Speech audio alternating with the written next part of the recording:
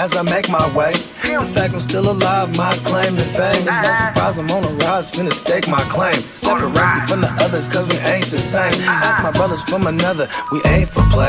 Time is money, so we got no time to waste. Soon as this thing's moving, it can't be stopped. Blue bands in my pocket, call that juggernaut. In the world today takes everything you've got. Taking a break from all your work sure would help a lot. Put your life together.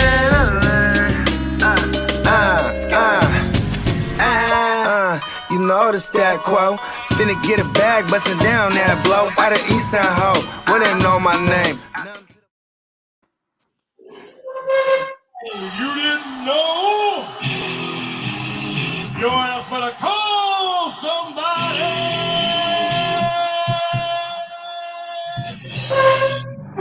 Yeah, what up? What up? We're back. Fantasy news today. The Hustler and Bogard Scott free back at you. Hey, give me money. Man, we got a lot of shit to talk about today, but let's shout out who's up in the chat. So Stu's up in the chat. What up, bro? Stu? Yeah. I Stu, declined your trade offer, Stu. I declined it. I don't know if you know, Stu, you're on the clock. Ronald in the building. What up, bro?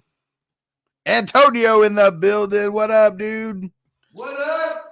Yeah, Dion in the building. What up? Lee in the building. What up, homie? And Devin in the building. Oh, yeah. Let's smoke it up. What's everyone smoking on right now? I got a few flavors. I'm smoking on that Gary Payton OG right now from the Cookies Factory. Fire. I've been on these in the past couple of days. I've been on these runs. Nice. Makes me hella sleepy, but I have a lot of energy to spare. So yeah. All right. Well, speaking of give me money, let's talk about some recent news that happened today. Someone getting a contract extension. Mr. BMW, Big Mike Williams, getting a 4-year, $68 million contract extension. Good for him. He's had a good couple years. He keeps getting hurt, but he's definitely a beast. He definitely deserves that kind of money. That's like some solid wide receiver 2 money right there. I've won 2 Super Bowls with him. one this year and one when he was a rookie. I had the him years that he killed it. So what? Just one other year where he did decent that you didn't win a championship with him? Well, I mean, the only years I really had him was 2017. Okay. Oh, I'm sorry. Yeah, he was a rookie 2017. Yeah. And I had him and Corey Davis and Keelan Cole as a trio in one of my leagues. And fucking I did it. I fucking did it. Damn it, Ron fucking YouTube. He said my YouTube's not working. Guess I'm on Facebook today. It was working like a minute ago. All good. And all right, Dion, smoking the indica. I like it. I like it. Well, Mike Williams getting Indica. I mean, you know, that's not a big bag, but you know, that's a good wide receiver 2 bag right there. He's definitely worth that kind of money. And maybe he outperforms that contract and gets extended after 2 years or something like that. Who knows? But he's got to stay healthy and he's got to keep throwing down the double-digit touchdowns. And you gotta, here's the thing too, with Mike Williams is that's them knowing that they need to keep their young guys weapons. Because what are they going to do? They're going to hit free agency, try to bring an Allen Robinson or something. You know what I mean?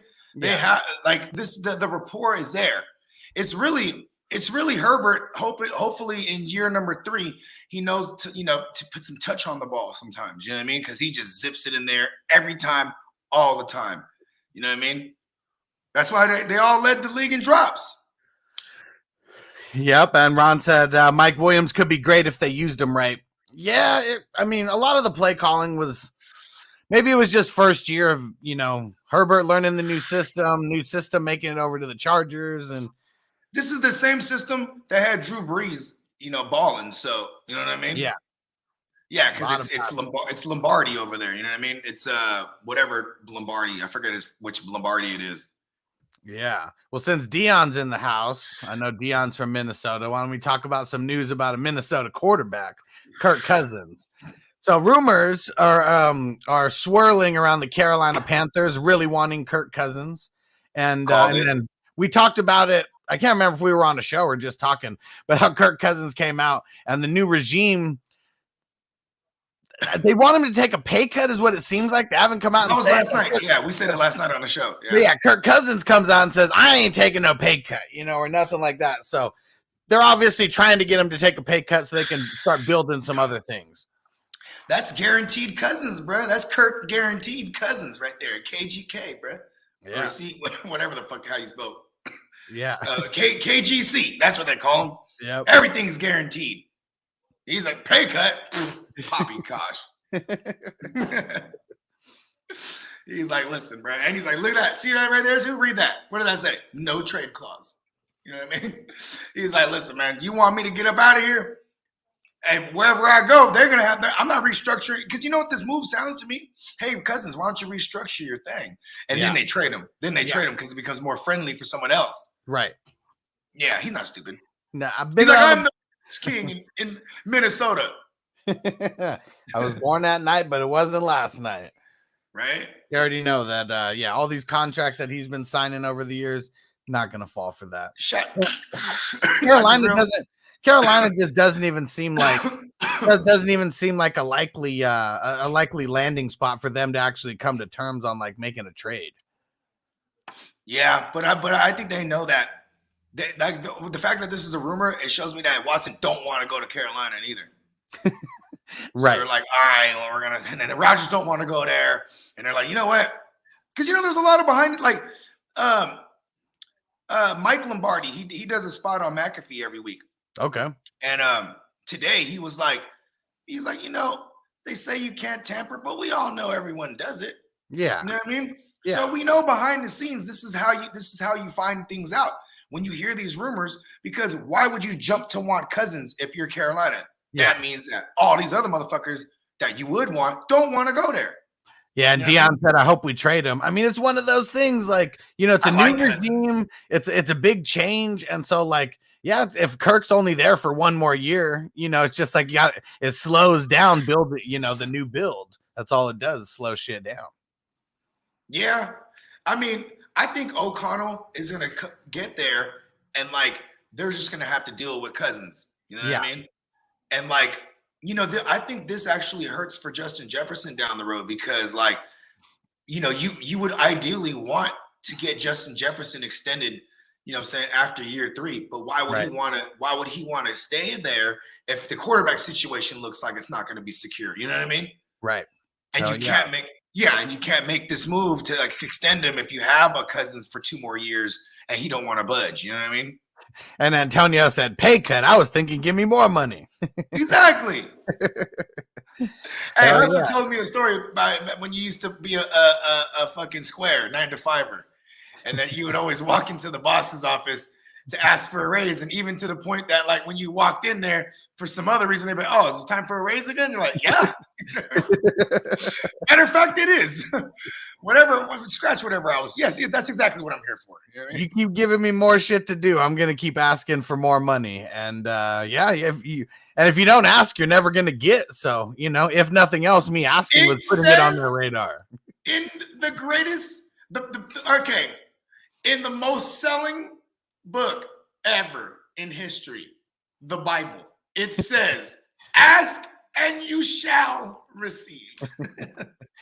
Can't forget about the asking part. They told us. And Chase said NFC South is ripe for the taking. Hell yeah, man. They got nothing. We talked about, if you guys didn't watch. Man, Ryan's talking about, hey, bro. He's like, I'm about to do it. The Playmakers. If you didn't tap into the Playmakers show last night, make sure. I'll put the link in the chat just so you guys could save it. You guys want to go watch this because we were talking about the QB carousel and all the shit that could be happening. And we shout out to Peacock for the. Yeah, shout out to Peacock too, because the graphic was ill too. The thumbnail was nice. I like it. We talked a shitload about the NFC South because the only one where the QB carousel isn't happening is with the Falcons, but that's just for this year. By next year, they're for sure going to have a new QB there. Yeah, Sam Darnold. And Dion said we need to get rid of Kirk, sign Barr and Hunter, and then draft Gardner. Who's that? Who's Gardner? Or you mean trade draft Gardner or trade for Gardner? Yeah, I mean, because I hear Gardner and I hear Gardner Minshew. Is there I like Gardner? He's the only Gardner. And if there is another one, you're lying. Yeah, because isn't he a junior, but his dad's name's not even Gardner? See, you got to remember, they're lightweight hippie type rednecks. If that even makes sense, because he grew up like on a farm and like, you know what I mean, like woodsman type fucking rocker dude. You know what I mean? Like, Antonio, I'm not opposed to trading back that 101, but talk to me. Let's talk about it. Hold on. You guys. He said, "I'll ask," and I will. He said, "I will ask, and I shall receive." Hustler, give me back my pick in WWF 3. Hey man, why is me and Antonio the same way? Like, I'll work so hard to make a trade, then as soon as I do it, I fucking regret it. I'm like, fuck, why did I do that? All right, let's get to some other news here. You hear about how there's over 150 players that are going to be looking to boycott the combine. Yeah, so that's 150 players that ain't gonna get a bag. You know what the NFL could do to counter this? They could go invite another 150 kids. These are the kids coming out of college, right? Well, so here's what it are doing it too. Well, so that was what came out first, and then it was either a little bit like at the end of the day yesterday or this morning, because it was all because of the bubble aspect, is what it was, and like going to the combine, like people want to be able to go and like network with people and all types of stuff. So they had the issue with going down there to like sit in a bubble like for the combine, and but now the NFL changed it around, said they players won't be forced to stay in the bubble. The bubble aspect of stuff. I mean, it's kind of their ass, right? Hey, if you fuck around and just catch COVID for somebody, and then you can't run your 40 time or whatever good, or maybe you get the COVID and then you come back and actually they don't reschedule you. You usually have to make it up in your pro day. So like the combines, it's mad importante. I mean, like sometimes there's guys that'll be like, I'm a bad motherfucker, I'm not doing no combine shit, right? Because they might feel like, okay, I'm already a high prospect. If I go out there, you only make it worse. Yeah, exactly. You know what I mean? So whoever boycotts it. Well, no, so it's not. No. So they changed it around. Okay. That was how it started. So that was the start. That was the start of the story. But then they changed it around now. So now no one's boycotting it because they took away the bubble aspect. But NFL caved a little bit on what they were playing hardball with this bubble shit, initially, and it's good. The players do have some say. It was 150 players and 13 different of the 13 different agencies that were repping them. So it was a big pool of players. I'm about to start my own agency, bro. David, the spoiled brats. It wasn't about like it's being able to go out and network and figure out how to make some more money and get more endorsements and shit, and not just like be forced to sit in your hotel room for you want to know? Hey. You know how you guys got the NFL, they got like Jay-Z and guys like that in the mix, right? Yeah. So check this out.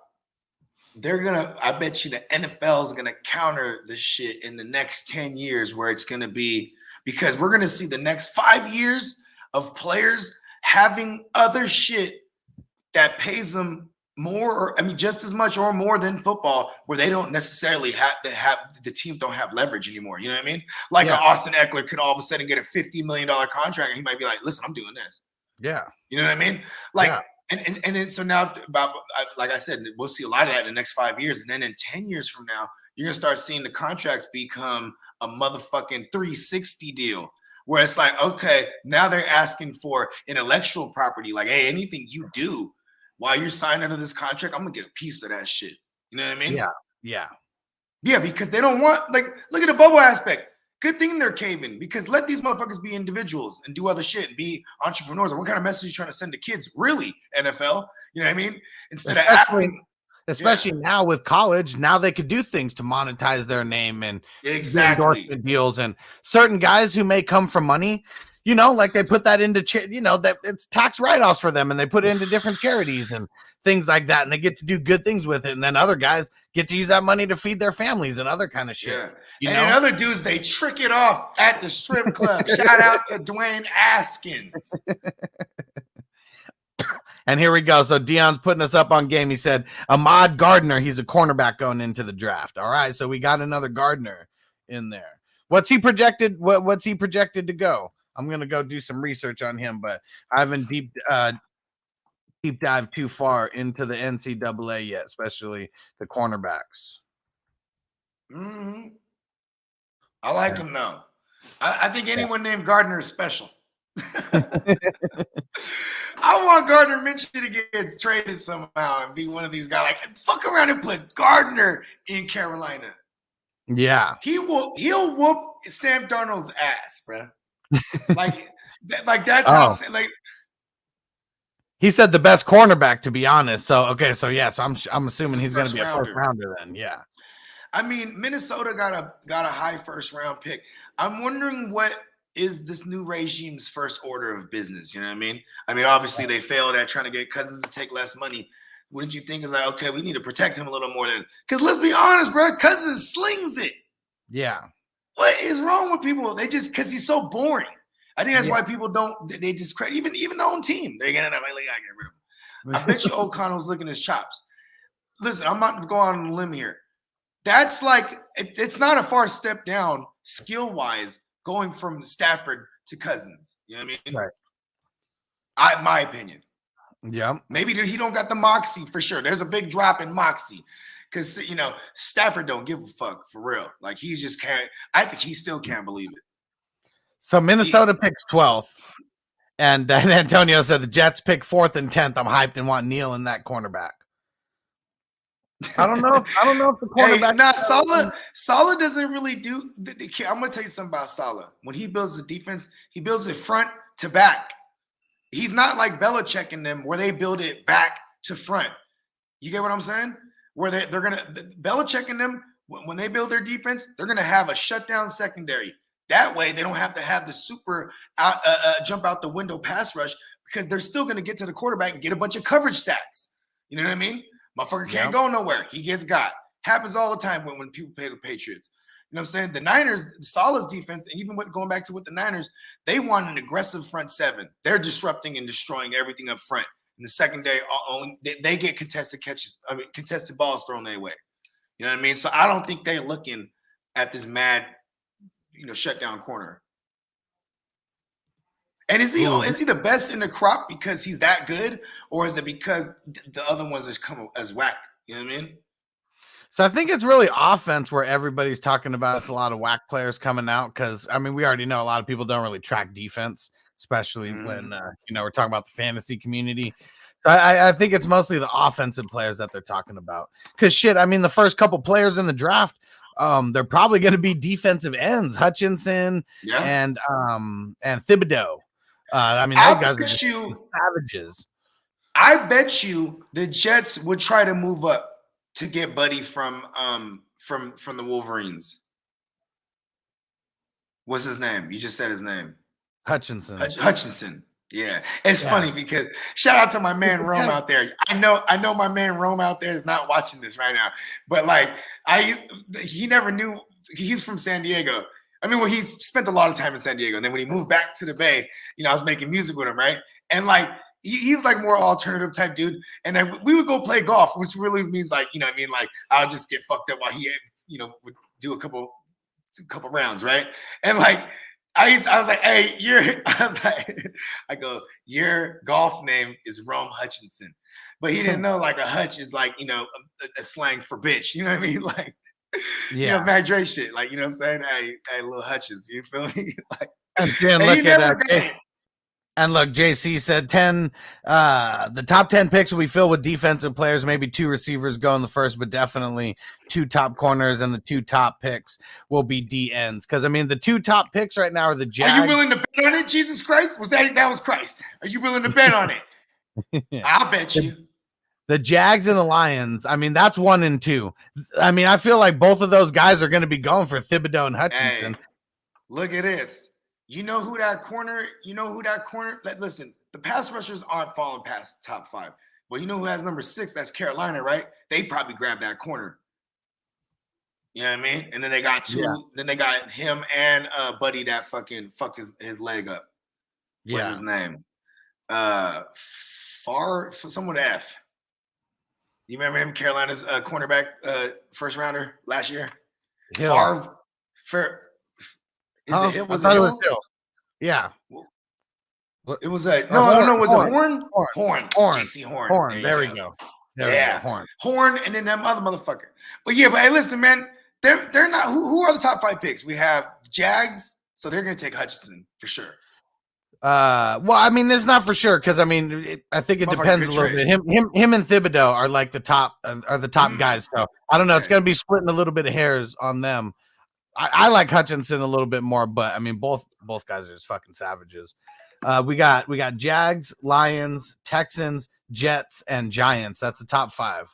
Okay, so either Thibodeau or motherfucking Hutchinson is gonna be mad as fuck when they get drafted to the Detroit Lions. I mean, Hutchinson's already, I mean, he's already in Michigan. He's already in the area. Yeah, he's gonna be a hometown cool story. He'd be like a hometown superstar for them because he's been killing it ever since he's been over there, and he won like double-digit awards this year, some shit like that. Shout out to Jim Harbaugh. And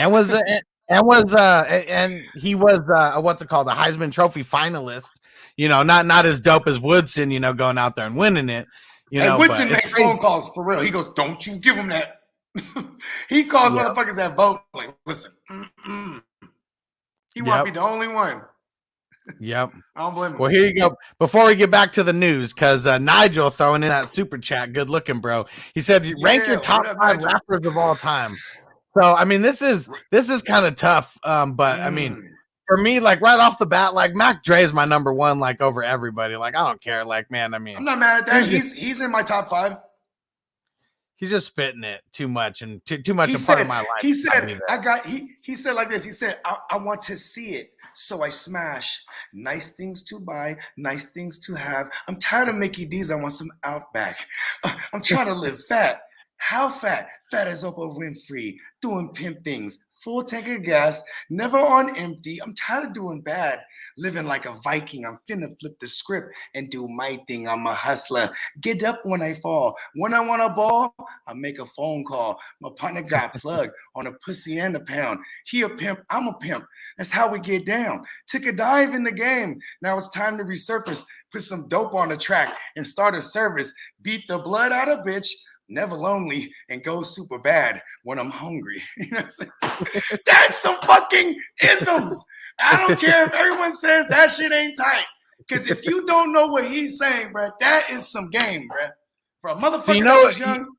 It'd be really tight. So I saw when I started doing deep dives on Mac Dre just on YouTube to see what kind of content was around it. So there was this one younger dude. I don't know. He's like 21, 22.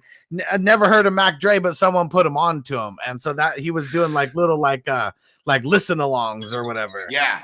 Where he's got the song playing or whatever. And then he's just gigging to it and then giving his thoughts. And when a dope line comes out that gets him, he has to pause it and talk about it and shit. And it was pretty dope, man. I feel like there's like a market for shit like that because people don't know about music from back then. And if like no one tells you about it, how the fuck do you find out about some dope shit from the past?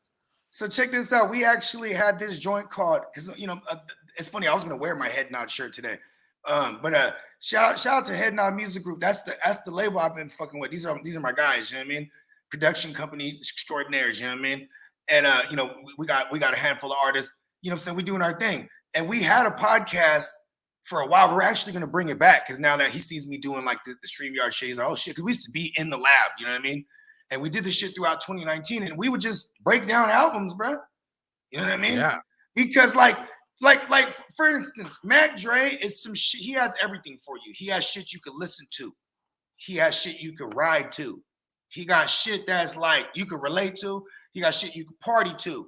You know what I mean? That's like, when you're an artist and like, especially for something like Mac Dre, because he actually touched the people and then he died young. So it's like, the legacy kind of, look at this guy. He didn't hear about him until after death. And he's just like, you know what I mean? It's fucking the Furley ghost. You know what I mean? Yeah. Okay, listen, we got to get to this. I gotta throw my man Jay in there. Yeah, he's got Jay influenced the way I call him Jay like I know him. You know what I'm saying? Jay-Z. he influenced the way I the way I write. And I'm talking about like as in like people will say things like, oh, lay flat like a placemat. Like, you know, that's a punchline, right? It's a weak punchline, but I'm using an example. They say like, I used to get irritated by that. Because they used to, hey, like, man, a motherfucker has 16 bars of like this, like that, like this. You know what I mean? I like metaphors better. You know what I mean? Yeah. Like, survive the drought. I wish you well. You know what I mean? Like, you know what I'm saying? Little where he's like, it kind of goes over your head. And you're like, ooh. You know what I'm saying? He's talking that shit. You know what I'm saying? And then also, because Jay-Z's whole thing was speaking the life. You know what I mean? The life as in like, of you know what I'm saying? The life we live. You know what I mean? Like, shit that he lived. Exactly, the life, bro. You know what I mean? Yeah. And then I don't even have Biggie in there, and I don't have Nas in there. And anybody want to come for me, bro, because Nas thinks he's a great white shark where he didn't have to evolve. He's the same. You listen to his shit now, it's the same exact from back then. Actually, I'm disinterested. And the beats are trash. If you're picking the beats, bro, what is wrong with you, Nas? You know what I mean? You got bars, but like maybe it's because I relate to the person that lived the life versus the person who's just talking about the life. You know what I mean? Yeah. Because he was that kid, like looking out the window, like and talking about what his brothers and them were doing. You know what I mean? Like, listen, kid, step aside. You know what I mean? Go write it all in your journal. You know what I mean? Yeah, but for me, I'm definitely putting Biggie in there for me. So I mean, for me, Mac Dre, and then I got Jay Mac Dre for sure Jay, in there. I got Pac in there. You feel me? Yeah. Because like my top 5 is not even like lyricism really, because I don't even think Pac's a lyricist, bro. I think he's a great writer. You know what I mean? Lyricists like Eminem and them, and even Eminem, like it's like I got to put Eminem in there for me personally because Eminem I related to him a lot. You know what I mean? Like we did a lot of drugs growing up partying, and he did songs about it. I was like, oh, I could do songs about drugs for real. Like, you know what I mean? I mean, because hearing that, like, I mean, shit, I was like 12, 13, you know, when that first one came out, and just hearing all the shit about mushrooms and stuff. And like, you know, he told the story like nobody else told the story. And it was like, it was so off the wall. But like, once you got a little bit into that life, you realize like how easily some shit like that could really happen, you know? And like, it was just wild, man. Like I loved his storytelling. He's definitely in the top 5 for me, for sure. Yeah. You know what I'm saying? And then, I mean, see, this is where then I get in the gray area, man, for me, because it's like, damn, there's so many. Because and then people don't really feel me on this, but I put Raekwon in there because Raekwon's another motherfucker that's just like, damn, he talked about the life I was living. You know what I mean? And like he did it in the flyway, like, and you know what I'm saying, like with the beat selection and the motherfucking, just the bars were just like, just fucking out of this world to me as a kid. You know what I mean? Like while everyone loved Method Man and you know and other members of the Wu-Tang, like I was on Raekwon, bro. I fuck with Ghostface too, but like I'm talking about like I like Raekwon that much that I put him in my top 5. You know what I mean? Like rapper. You feel me? Like, and I throw Ice Cube in there. That round out my top 5. I mean, even though he's right around the mix, he's not the one pulling the triggers or anything or slinging. But around it. But he's a legend though, because then because now look at we have 5. Like if we go top 10, I definitely have Nas and Biggie in there. You know what I mean? Yeah. And then I get a little obscure because I put Jada in my top 10. Like I fuck with Jada Kiss. Like he's fucking dope. Like that motherfucker only kept getting better. And then I gotta throw E40 in my top 10 too, because E40 is a motherfucker that like just the real game. You know what he said? He said, don't buy a $75,000 car before you buy a house. Like he obviously that was the end of the bar, but still that was some game. You know what I mean? And because I would see the homies rolling around in the 745 and shit like that. You got the new Beamer and this and that, and they still renting an apartment though. You know what I mean? Right. Like I'm like, and that car ain't worth shit now. You know what I mean? Yeah. You could have got you a house and flipped that thing because that's real game. Yeah. You know what I mean? We were taught the wrong things and but you know, that's the whole point of all that shit. Like, man, Now we're smarter. Now we're in our 30s. We're a little bit smarter. Yeah. And then, you know what I'm saying? Like, I definitely got Ice Cube in there. Ice Cube got classics, bro. Like, that's why he didn't have to rap too much no more. You feel me? He's like, I'm gonna do movies. Yeah. he was killing it with the movies. Like I think Ice Cube just even if you want to go like personas and shit, like you know what I mean. There's some dead motherfuckers too. Like goddamn, like Big L was like I didn't discover Big L till after he was dead, obviously. And I was in high school and I was just like, damn, this dude spits. And Hess said like Dre. So not as a rapper, but man, I mean, as an organizer, like man, an artist. I mean, he's a rapper. Yeah, he's a producer. See, well, I'm just saying he wouldn't be top 5 in like the top 5 rappers. MCs haven't. I'm an MC. You'll never find a motherfucker that say he ever wrote any of my shit. You know what I'm saying? But artists these days, I've written hella shit for hella artists. Even artists that I work with. You know what I mean? Like I've written hooks. You see, because it's a different day and age. Before it's like a shield of honor. You know what I mean? Like a badge of honor, bro. Like I'm spitting my shit. I'm writing my shit. You know what I mean? Yeah. And Ronald said Wu-Tang Clan ain't nothing to fuck with, Bogey. I almost want to group them just because they're special because they're a group of solo artists. You know what I mean? Like that, they're all fire. Yeah, you know what I'm saying? Like that was their whole thing. They made it be known too. Like, we're the Wu-Tang, but when we're together, but we're all solo artists. And they all had different deals, which was dope. And like they monopolized. And JC said Beastie Boys and Tech Nine. I mean, that's like the white boy favorites right there. You know what I mean? The white boys. Listen, I love Beastie Boys. I remember my dad I was a little kid, right? He'd be like, turn that. You're always listening to the rap and this and that. And I'm like, what? This is Beastie Boys, man. They're bigger than rap. Like, don't disrespect Beastie Boys. You remember 8 Mile? So they're in the car, they're all smoking weed and shit, and they're talking about Pac and they're talking about Biggie, and then Cheddar Bob's like, "What's up with some beasties?" the one white dude. I mean, you can't count Eminem as white, man. He's basically a brother, right? Yep. Yeah, man. ODB is fire. Hell yeah. Hell yeah. ODB. You know why? Because ODB transcended, bro. Like he was the guy. Outside of Method Man, because Method Man in the 90s, he was a fucking sex symbol, bro. Like bitches liked Wu-Tang because they liked Method Man. You know what I mean? Yeah. And what's crazy is, so he, because he had the Mary J. Blige shit, he can cross over and do pop shit. Yeah. ODB can do that too. ODB had the smash, the remix, bro, of the fucking with Mariah. You know what I mean? That shit was super big in the 90s. Yeah, the ghetto superstar. No. This was the which fucking it's a Sweet Fantasy, I think it was. The ring, that shit. Oh yeah. Hey, it's funny because one of my early ideas was I went chopping things that said fantasy, right? And I was just gonna do it real. And then she says it in sweet, sweet fantasy, baby. And I was just gonna, that's a little chop. You feel me? A little drop. Because there's hella like that. Like, how about this? In fucking is this the real life? Is this just fantasy? Just chop that right there. Because that could be a segment. Like, is this better for reality or fantasy? You know what I mean? Yeah. Boom. Yeah. Well, Queen, give me money. Yeah.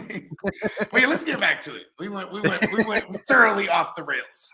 Thanks, Nigel. Good looking on those super chats, bro. We love getting off the rails. All right, we're back at it. Okay. So we talked about the players, how they were going to boycott, and they changed around the rules, no bubble. But how about, did you hear, not only is The Rock making moves at the Super Bowl, but you know why he was there? It's because the XFL and the NFL have reached an agreement on a partnership. Oh, hey, do you remember this? I called this. Yeah, I said, I bet you The Rock. I bet you now that The Rock acquired, this is probably like early FNT somewhere when we mentioned XFL somewhere. It might have even been Playmakers. I don't know where it was, and I'll probably never find it. And even if I didn't say it, I'm saying I said it. You know what I mean? This motherfucker, once he acquired it, man, I was like, he's gonna move it to be like a cesspool for these motherfuckers for the NFL, like a minors for the NFL. You know what I mean? So, okay, so they came out. So the XFL is going to resume play February of 2023. So a year from now. Right. Now, they said this does not make them a developmental league, and it doesn't exclude any other leagues from partnering up with the NFL or anything, since there's so many of these damn leagues. I think it's really just, it's going to be one of those things where I feel like it's going to be like a fallout for a lot of players who can't make the NFL cut, which it kind of already was. I think it's going to be a step ahead of like arena football. And I bet you they're going to get just a lot of like suggestions and stuff from the NFL on maybe things that they could do. This is where the black ownership's gonna be strong. I bet. I think there's gonna be a lot of teams, a lot of black owned teams. You know what I mean? Because I'm pretty sure the slate got wiped. They weren't like all the other owners of those teams before. You know what I'm saying? And I think a lot of them was still owned by the WWF anyway. You know what I mean? It was owned by Vince McMahon, right? The whole thing. Not all of them. No, not the whole thing. But I'm saying though, he had other people come in and like, you know what I mean, be able to like have a stake in it. You know what I mean? Like, oh, I have a team, but not all the teams. You know what I mean? So I'm excited for what The Rock's gonna do now, because The Rock is a draw in every way. Now, you know what I mean? He knows a lot of rich motherfuckers, bro. You know what I'm saying? Yep. Hell yeah. And Lots Sir Bong's of tech implants. said The Rock's making moves. Hell yeah. Hey, The Rock he's making moves. He was surgery a lot, bro. That's why he was at the Super Bowl, though, because this deal probably was getting inked around then, at least to where they were talking about it. The Rock comes through and does deals in person. Hey, I'm telling you, bro, that guy, like, you know, I used to like defend him when people would be like, he has pec implants or like 6-pack implants or some bullshit, right? Listen, bro, you see how small the dude's waist was? And like, he was like jacked, bro. Like, he looked like a superhero, like drawn. I mean, I know he did like, Black Adam, but he's in his 40s. Like, what's he been lifting? Nah, he's like 50 something. Bro. That's what he already is. He's gotta be 50. Yeah, he's got to be. Yeah, check. How old is Dwayne Johnson, Siri? Dwayne Johnson is 49 years old. Okay. But that means he's turning 50 when this is his year. Birthday? May 2nd. Dwayne Johnson.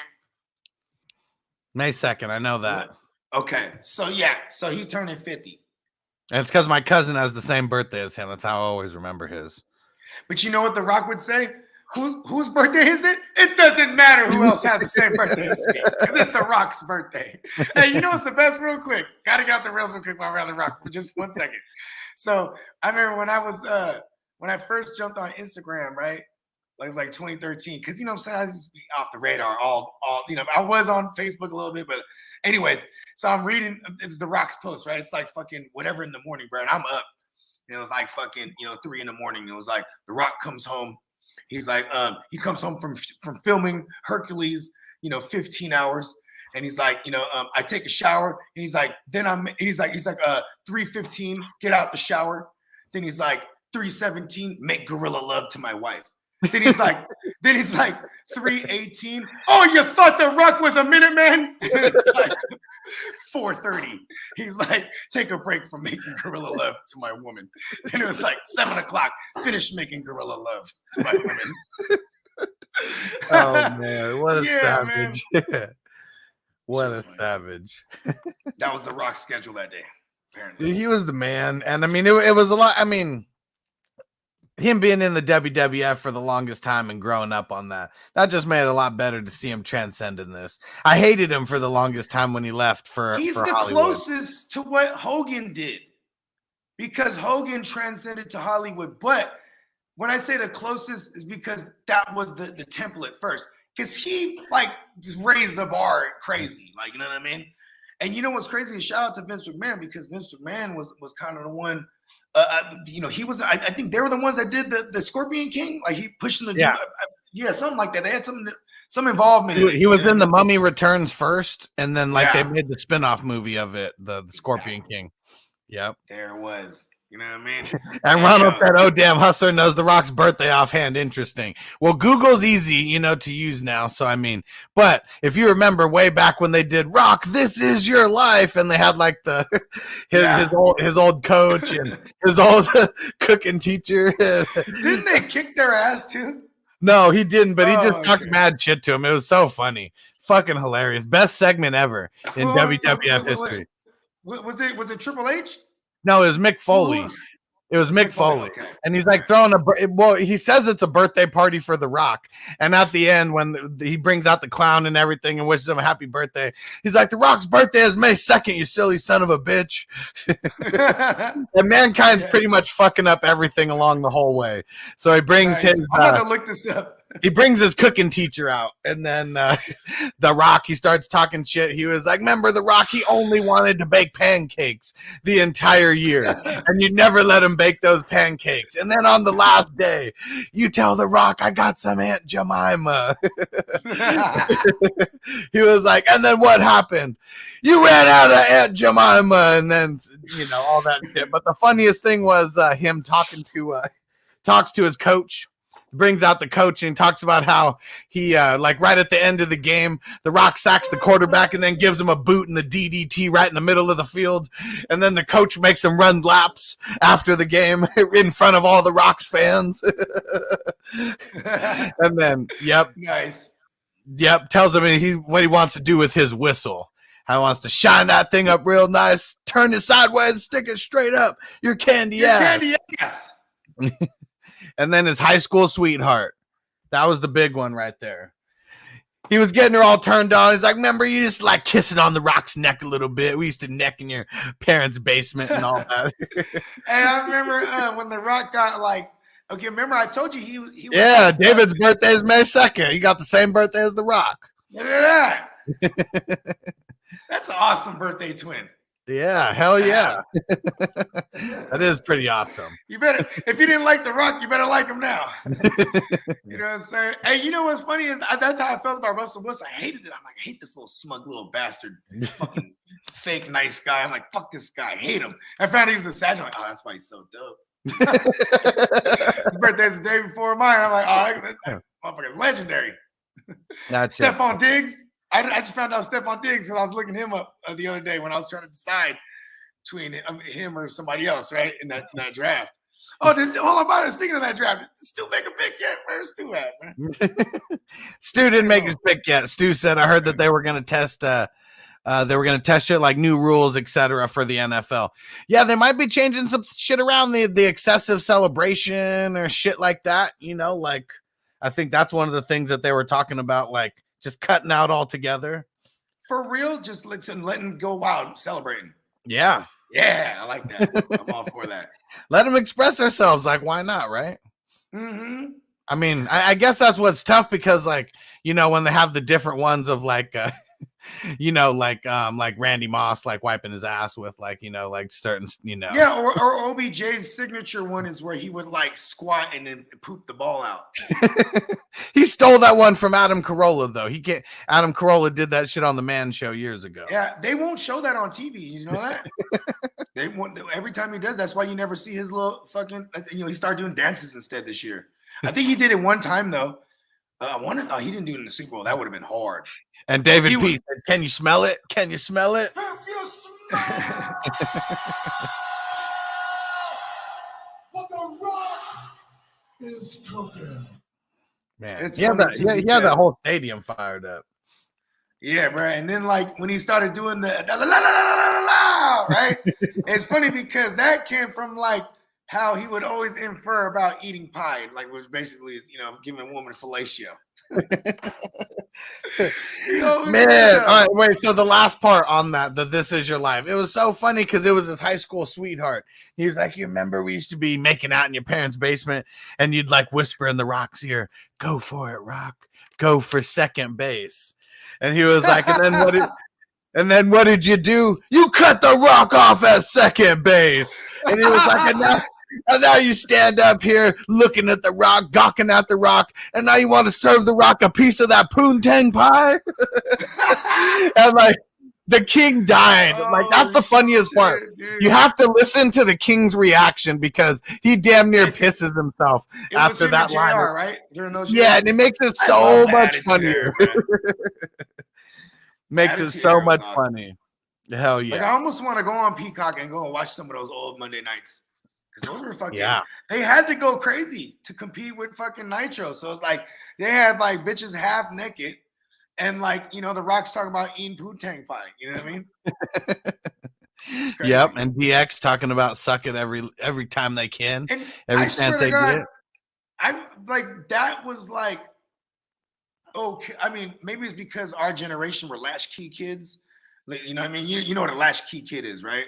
Like motherfuckers that got keys, like kids that got keys to the house because they're coming and going because the parents are out working. You know what I mean?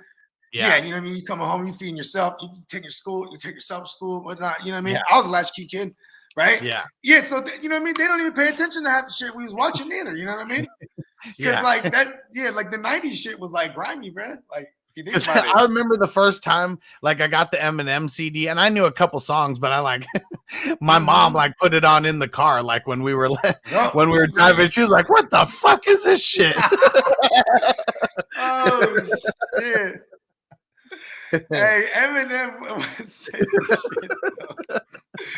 That Slim Shady LP is classic, man. Yeah, about albums. He goes off the rails, but yeah, I remember being 12 and like getting off the bus and coming home from school and no one being at the house, and that wasn't every day. That was only certain days. Yeah. My man's, he was a latchkey kid too, right? And he was the internet. I mean, his house was the spot, like when we were like in junior high. Long story longer, saying he had a goddamn like a turntable set, and like we were already downloading hella music, whatnot. And then like his older brother comes home. I didn't have an older brother, so he was kind of like my older brother growing up because I've known this motherfucker since I was yay high to a fucking small fry. You feel me? And anyways, this dude comes home, he's like, y'all gotta hear this Slim Shady album. You know what I mean? I'm in 8th grade, and I'm like, who the fucking hi, my name is guy? I'm like, yeah, corny as fuck. And he's like, bruh, Dr. Dre signed him. And I was like, oh, where? I thought you just produced that song. You know what I mean? He's like, listen, and he's like, give me the whole rundown. And like we went down a rabbit hole because you had hella like battle raps and fucking he was part of hell. You know what I mean? Just going down a rabbit hole, like late 90s internet shit, bro. And like I was like, duh, I was sold. I was like, this motherfucker's crazy. And we were already popping E's and shit. And he was talking about that shit. You know what I mean? It was like, oh shit, like shit's sick. You know what I mean? And he's talking about like killing bitches and shit. Like it was really like when you think about it, it was like really distasteful. But it was just the way he was so awesome, the way he put the bars together. You know what I mean? Yeah, it was out of control. And Niner said Joe Rogan is my my twin brothers share the same B-day, 8/11. Nice. Yeah, Devin said XFL will be celebration and taunting league. I hope so. That's what made it fun, man. Remember he hate me and all that shit and talking shit in the backstage interviews, getting hyped. Like, man. Yeah, there was another dude. His name was like Cocaine or something. Like he had like cocaine on his jersey. Do you remember that guy? And then there's like the Hitman, and the Hitman was like owning up his name too. He was like fucking hitting motherfuckers on the side, like they weren't even in the play. Like it was kind of grimy. Motherfuckers were drunk playing the early XFL was nuts. They were drunk. Yep. Did the XFL come back at all since then? No, huh? It was the fucking AAF. Yeah. It did for a little bit. Yeah, that's right. For a couple games, and then got shut down. COVID. Because of COVID. COVID happened. Yeah. Damn. All right, back on the rails. Okay, so we got the draft combine coming up, but Deion Sanders, he's gonna have one of the most anticipated pro days in recent years because he's hosting all the other HBCU, so the historically black colleges and universities. He's getting all of them, and all 32 NFL teams are going to be in attendance. So this is going to be like really, really big time. Hey, you know what? I ain't gonna lie. Kaepernick set forth the shit for this type of shit. You know what I mean? Because he was one of the things he was vocal about too was about like the HBs not really getting looked at like that. You know what I mean? The all black colleges and whatnot. You feel me? Yep. So Deion's changing the game, taking shit to the next level. And apparently, so one of their wide receivers, Keith Corbin is his name. Dude's a beast, and he's getting a lot of interest from a lot of teams right now, too. Sick. So that's someone that we got to be on the lookout for. Keith Corbin III. Hopefully, he's a little bit different than those other guys with the other, thirds and fourths and fifths in their name. Yeah, but see, if he's dope, that means his pappy was dope. and his Pappy's Pappy was dope. Listen, Will Offler the fifth, by the way, who we'll probably never speak of again. I bet you he doesn't. Well, maybe he after the circulation goes. Actually, he's still on Miami, for one more year. Either way, Will Offler. No, it was one year deal that he signed. Oh, and this is pretty cool. So Keith Corbin, the third, and so he's only bumped it up like year after year of playing. And in 2021, biggest year of his season, 921 yards, 7 touchdowns, but 69 receptions. 69, dudes. we like that. Hey, what's his measurements? Pause. Is he a taller receiver? Like, is he like 6'4", 6'3", 6'2"? Like, what kind of middle of the pack? I'd say 6'2", 200. Okay. That's not bad. That's like some prototype right now. Like that, CeeDee Lambs and motherfucking DeAndre Hopkins, and you know what I mean. Even Brandon Ayuk is in that range. Like, guys are. What's Diggs? Diggs is like 5'11". That sounds about right. Yeah, because Diggs is a different type. I'm saying so I'm just trying to find different. Michael Thomas is that size? Diggs is 6 foot. So he is 6 foot. Okay, so we could put Diggs in that range too. You know what I mean? And Niner MMA said y'all are hilarious today because it's bottled up for a few days out of row now. Now they're only doing Wednesday and Fridays. Right. And I got to be in the stew. You know what I'm saying? Because my kids are on spring break. I'm like, watch the baby. God fucking damn. Give me a break. All right. And so, so Corbin, he was SWAC, first all team, whatever the fuck's that was at Southwest. What school you come from? From Jackson State, from Deon's school. Okay. So that's why this kid's making shit. I like because what was it? He coached over there this year. Yeah, he's running the show at Jackson State now. Coach Prime. Yeah. Good shit. Hell yeah. But so let me see. So it's March 21st, I believe, is when they're having their big that big pro day. This is so awesome. Because of course, now it's going to be still more biased to the bigger schools, but these guys get a chance to be drafted. Whether you know what I mean, whether they're 4th or 5th rounders, because let's be honest, bro, they're gonna give them the shade like that. You know what I mean? If they do get drafted, it's probably not. You know what I mean? It's probably not gonna be the first 3 rounds. It's just gonna be like that. They're gonna look at these other bigger school kids. You know what I mean? All you need is a shot. The white schools.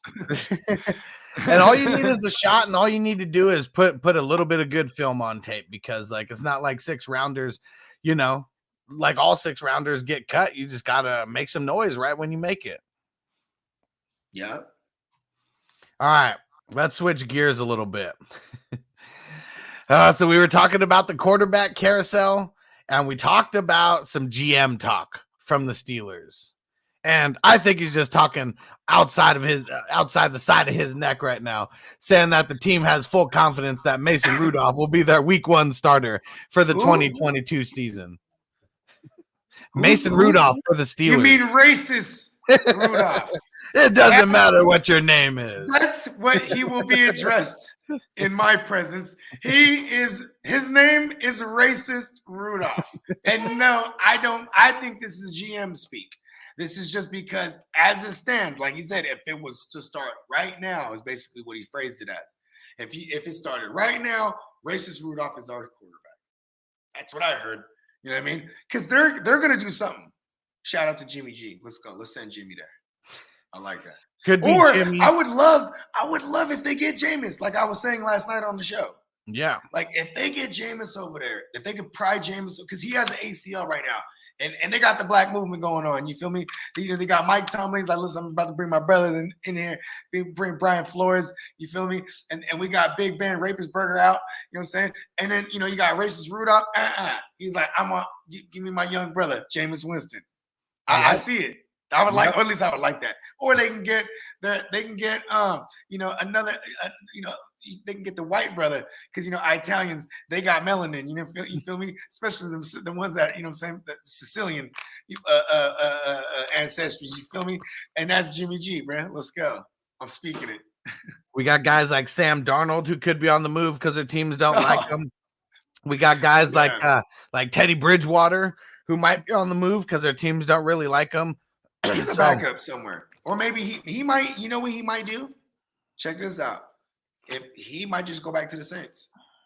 You know what I mean? If they don't have, because it's the same. It's Sean Payton's assistant coordinator. He's going to take over as the OC under Dennis. You know what I mean? Right. Yeah. Yeah. So, hey, if they're going to run that same system, hey, Teddy B, you feel me? You know what I mean? He was still Teddy Roosevelt. I would love that actually for. You know what I mean?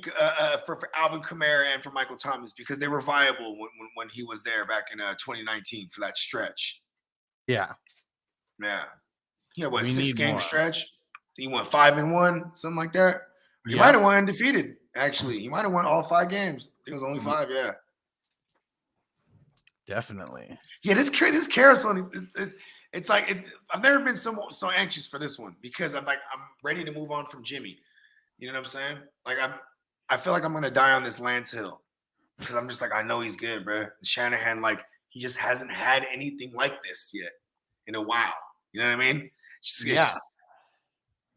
Like, I'm RG3, bro. That you know what they did? They were like, okay, we're gonna do the pistol offense. Like, that's what they fucking did. You know what I mean? Yeah. I'm not saying that's what we're gonna do here. I'm just saying he knew how to twerk with Bob Griff III. Yeah. You know what I mean? Yeah. Made it to the playoffs for the first time in a long ass time. Mm-hmm. Uncle Tom ass Bob Griff. That's another one of the fucking rap. His pappy was an Uncle Tom, and his pappy's pappy. All right. So the carousel continues, but let's talk about a wide receiver carousel. So I'm hearing news that the Patriots are going to be heavily targeting Juju Smith-Schuster. Told you. And that seems like, I mean, it's a perfect fit for them because they love those slot guys. Mm-hmm. And like, I don't know who the OC is. You know what I'm saying? I know that I heard rumors about them interviewing Bill O'Brien, maybe bringing him back. I think they interviewed Adam Gase. Or these might have just been rumors. I'm not, because I never really cared to look it through, but it would be interesting because Mike McDaniels is gone. You know what I mean? And was it him and Brady that made the slot thing really a thing? You know what I mean? Because they were together for so goddamn long. You know what I mean? Because either way though, that is systematically what they're used to. If they keep that same core, yeah, Juju is gonna fit. He's a big slot. I always thought he was better. He was never a guy who could surpass Antonio Brown. He was a guy that ate because of Antonio Brown. Yeah. And he played majority of his slots. I mean, the majority of them slot snaps. Then when they brought in it's crazy how his value stayed so high because like the first year with that Antonio Brown, he got hurt like right away. And it was like 2 whole years where he had the same value and took that long to realize that. He's not. Yeah, because what was it? 2020. He was doing the fucking Corvette or whatever. Yeah. With little Corvette or whatever the fuck the dance was. Remember? Yeah. He'd have Claypool hold the fucking shit and he'd go do it on the logo. Yeah. And then no one wanted that motherfucker.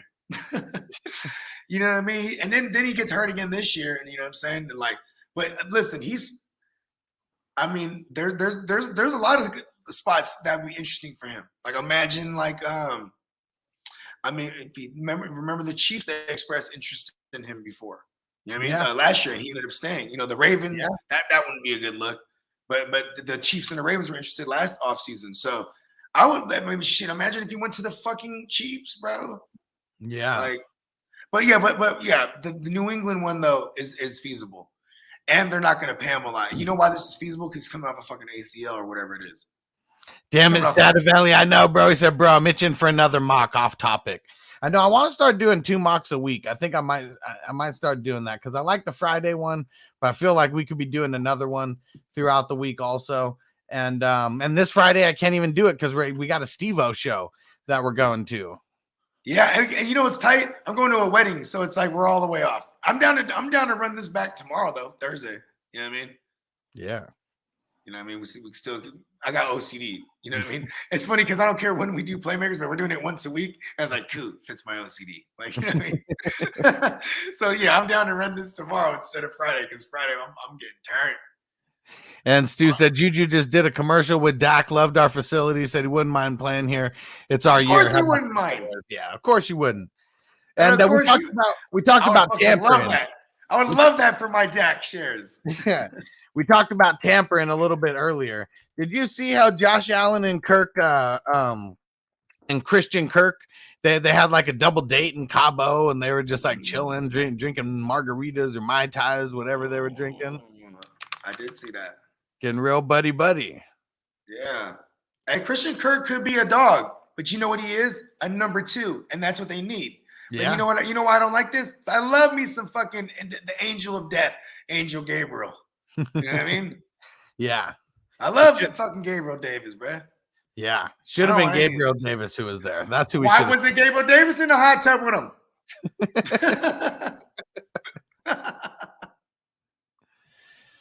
All right. Well, and then the last thing that I got on the news for us today is Desean Watson. How pretty much we're at where does he want to go today? April 1st. That's the day when we're going to be getting I believe when his civil hearing is going to be starting. It got pushed back because for the women, for the accusers or whatnot, they didn't show up on the first like hearing thing, I guess, and it was supposed to be for like it was supposed to be alleged to be like a settlement type of hearing. You know what I mean? Yeah. So for them didn't show up, bruh. Yeah. You know what I mean? Yep. And so they said that he was draft. Yeah, this because when's the draft? April 20 something. So a lot of people could sit on their hands. So I think Jimmy. So this actually helps us at my Niners because we might be able to move Jimmy faster than anybody. You know what I mean? Yeah. Yeah, because like everyone's gonna sit on their hands, and everyone in the Watson sweepstakes are gonna have to wait. You know what I mean? And then people that aren't in the Watson sweepstakes, like the Steelers, they're probably historically they're not gonna deal with that shit. You know what I mean? Yeah. So they're like. You know what I mean? Plus, they're not gonna. Historically, they're not gonna give up that much in a trade for real. It would already be something they don't do historically to trade for like a Jimmy or anybody, a Cousins or whoever the fuck. You know what I mean? Yep. So we're just gonna be doing a lot of waiting. I got one. Let's hear it for today. Let's hear it. Because I remember what I texted you earlier. Because it was that Brian Flores thing. Did you see that shit about his lawyers? Oh, so I didn't see that, but when you told me about that, I did go look for it and saw, and so motherfuckers forget what kind of contracts they sign. I'm like, this motherfucker so everything they just fucked his shit. Like I think they shouldn't. I think he was misinformed. Brian Flores, that he had a case here. And then like what Mike Lombardi was saying on the show when he was talking about it. Is he was like, because Mike Lombardi was a GM, you know what I'm saying? He's been a scout for the Patriots, like he's been a coach, he's been all kind of shit, right? But he was like, yeah, man, when it comes to situations like that, I lost my train of thought. What were we talking about? We're talking about Brian Flores having a non-disclosure agreement in his contract. He's like, that's pretty much in every contract, like in every standard contract. That's in like he was like, man, like we know Brian Flores is an intelligent man. He was probably misinformed, bro. Yeah, you know what I mean. But he got a job now. Let's go. And I mean that's all that matters. That's all that matters that he got a job and Steelers defense. You just got. Minka Fitzpatrick's probably like, hey, bro, what's up with that, bro? Because remember that was like their first order of business. He got in there. It's like 2 weeks into the season. Like we're trading away Minka Fitzpatrick. We can get a lot for him right now. You know what I mean? Yeah, they needed that extra first when they got it. Yeah, he's like, listen, it's kind of cool the way things work out. Like, listen, I sent you here. You're in a good place, and now I'm here with you. Let's go. You know what I mean? I told you I'd meet you here. How about that? Way better fucking destination than Miami. He did him a favor by getting him out of there. With a coach that has high integrity. And then you add the fact that he's black. You know what I mean? Like Yeah. if you remove the fact that Mike Tomlin's black, just look at him as a coach, he's one of the best ever. People they just underrated him. Or not people, but you know what I mean? I remember that year when people were shitting on the Steelers and they lost 4 of their quarterbacks or whatever, and somehow they were still like 8-8. Like he should have won Coach of the Year for even being able to. He was 9-7. He was 9-7, and this was the last year before we had 7 seeds in each conference. So they were the 7th seed that year in 2019. You know what I mean? Like if they would have fucking made the playoffs if we had the playoffs with Doug Hutchinson. He was hard. Him and Deontay Johnson, bro. That was rookie Deontay Johnson. You know it was dope because Deontay, he worked with everyone except for the racist Rudolph. That was the only guy that couldn't get it to him or Juju or any of these motherfuckers, bro. Insane. So I'm excited. We got a lot of big things on the horizon. A lot of big things on the horizon. Yeah. Hell yeah. I'm actually just excited to go day by day because today I'm fucking finally getting a haircut since like November, bro. It's only because I gotta go to a wedding and shit. I'm like, I've been big here. And listen, I won. I told myself I wasn't gonna get cut up till I won, and then I won it all. And then in the Niners, I'm like, listen, I'm not cutting this shit till we win the Super Bowl, and we didn't win it. So, and I watched. I was scruffy as fuck, mad at the Rams winning. It's time to get cleaned up. Man, yeah, good, crazy end to the season. Fantasy is going to be dope. We got 2 dynasty drafts that are already starting, and we got a third one that's about to be starting like real soon. How long did we do this show today? How long was this show right now? It's been an hour. It's been an hour? Okay. Yeah. And Stu still didn't make no pick, huh? Stu, where's your pick? How many? He probably got like what, two. He probably got a little bit under 3 hours left. So he's good. He's about to wait. I'm telling you, he's taking that thing all the way down. He is. He's running. He's taking it all the way down. He's like, yeah, he's like under 3 hours, 2 hours and 30 minutes. He said the speedometer says 100. I'm taking it there. Yeah, and Bane, what up? He said this came on autoplay. I thought I was listening to an actual panel until I heard a rig and said laughing my ass off. Cheers. Hell yeah. Make sure you tap in, smash that. Oh, well, sure you already did smash that subscribe button. Yeah, all we do is talk news and get hella high on this show. Yeah. It's fucking awesome. Uh-oh. And Stu said, I'm likely going to be in a pissed off mood around here that Amari will become cap casualty. I hope they restructure, but could have done that already. Like 3 weeks ago, we reported that they finna cut him. Yeah, you already know that they're going like him and what's his name? Lawrence. Him and DeMarcus Lawrence, they finna get they on the chopping block. They finna get they're cap casualties. Yeah. And yeah, Jerry's talking about how he's so disappointed in Amari's contract and his production. It's like, motherfucker, you gave him that contract. He had to throw the contract part in there for context, though. He could have not said that and just been, I've been frustrated with his lack of performance. He could have just said that. And Bane said, already did, brother, and getting high with you. Hell yeah, bro. Yeah, shout out to Bane. It. Yeah. He whooped Batman's ass, bro. And Stu said, I'm about to get back over to the war room, wrapped up lunch, waiting on a reply from JC. Man, you guys are the slowest. You guys tag teaming together. Hey, listen, JC, watching it because he's trying to get JC's pick. I already know this. I got the inside information. But JC's live, I'm sure now, though. So I'm sure he already went live. So yeah, you're not going to hear back from him for a minute.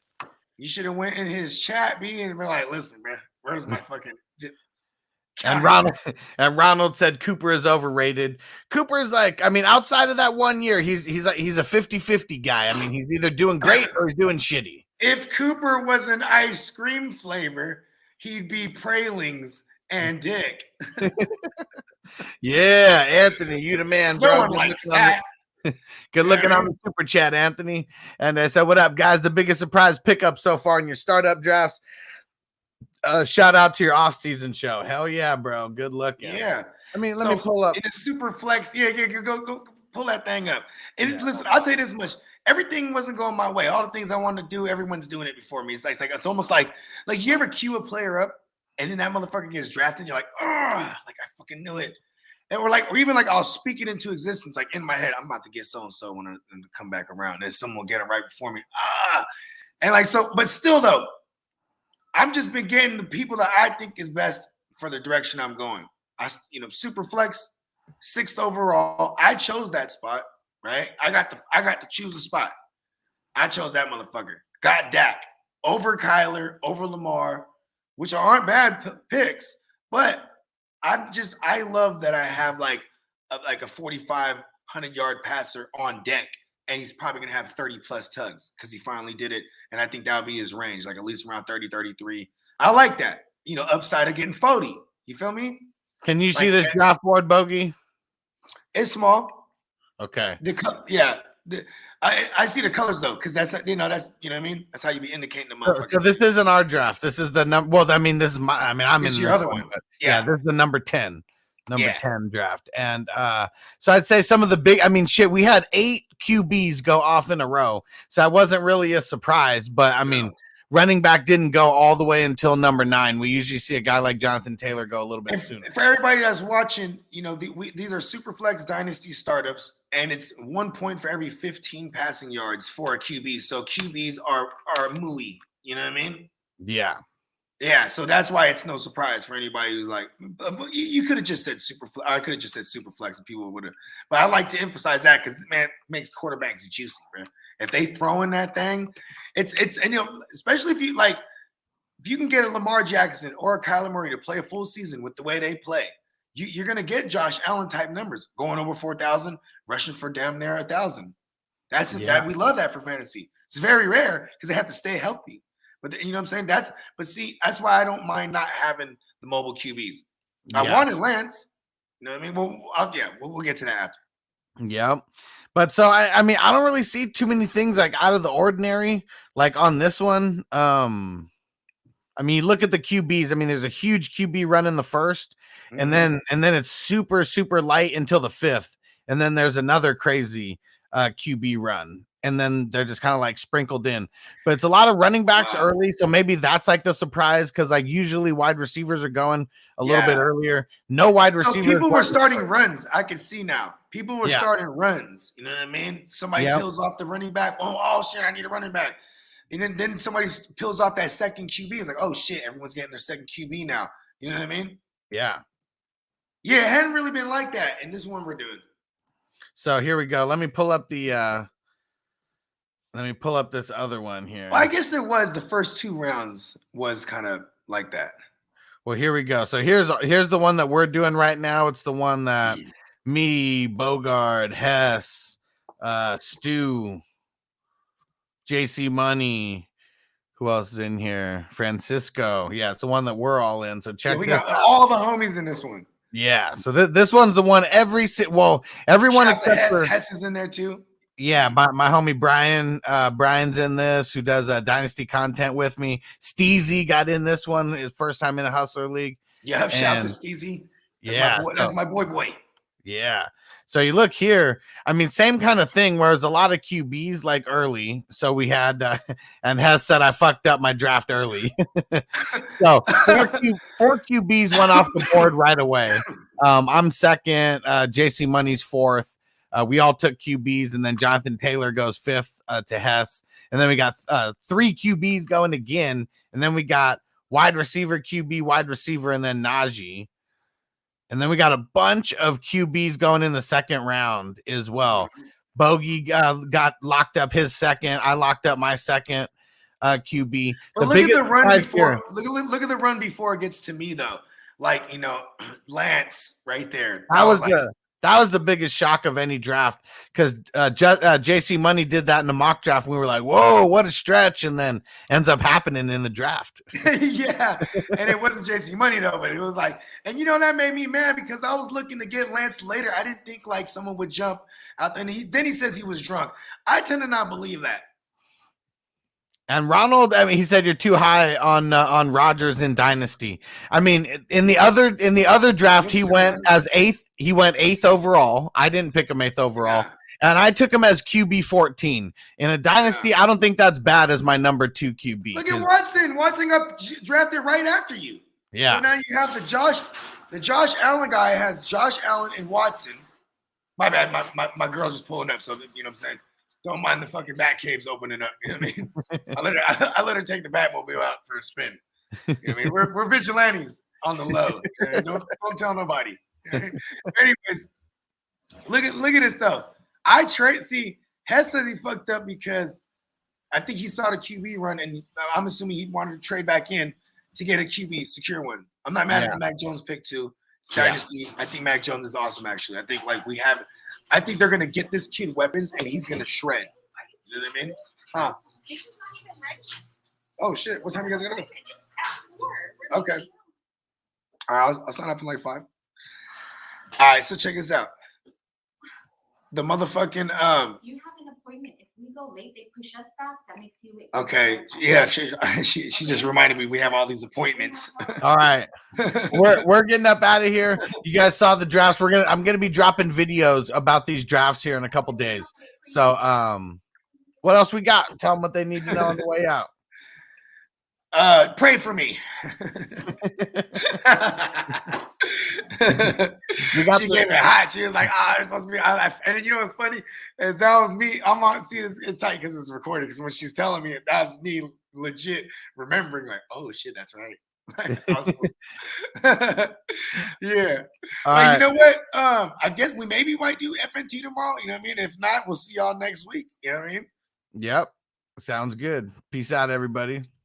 Oh, the circle tomorrow. Forgot. Oh, yeah. We definitely got the circle coming tomorrow. That's some high shit right there. I was like, I knew we got something to do. Yeah. All right. We'll catch you guys tomorrow. Peace. Peace.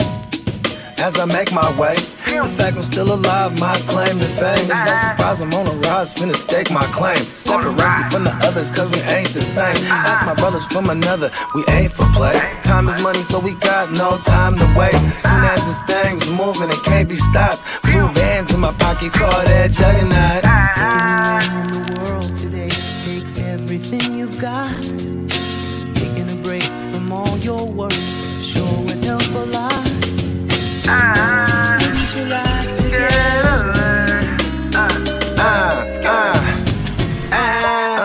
You know the stat quo. Finna get a bag, bustin' down that blow. Out of East Side Ho, where they know my name.